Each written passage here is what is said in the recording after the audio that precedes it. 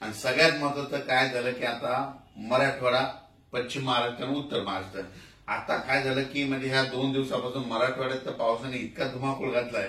मग मराठवाड्यात काय परिस्थिती राहणार तर तुम्हाला सांगू इच्छितो. हे परतीचा पाऊस आहे. मी म्हटलं होतं ना, परतीचा पाऊस काय होतो, जे भाग सुटला ना तिथं झोडपून काढतो.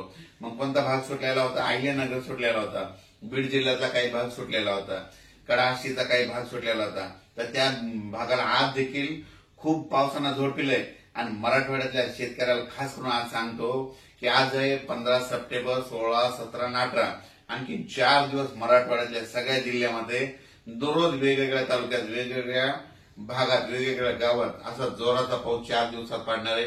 आतापर्यंत तुम्ही पाऊस इतका कधी पडलेला नाही पहिला, असा या 4 दिवसात पाऊस काय होणार आहे. म्हणजे सांगायचं झालं तर नांदेड जिल्हा, हिंगोली जिल्हा, परभणी जिल्हा, बीड जिल्हा, लातूर जिल्हा, जालना जिल्हा, संभाजीनगर आणि धाराशिव जिल्हा, ह्या जिल्ह्यामध्ये काय होणार आहे मराठवाड्याच्या. म्हणजे आज 15, 16, 17, 18 4 दिवस खूप जोराचा पाऊस पडणार आहे. त्याच्यानंतर 18च्या नंतर 19 नंतर काय होईल, थोडं म्हणजे उघाड भेटणार आहे 19 पासून.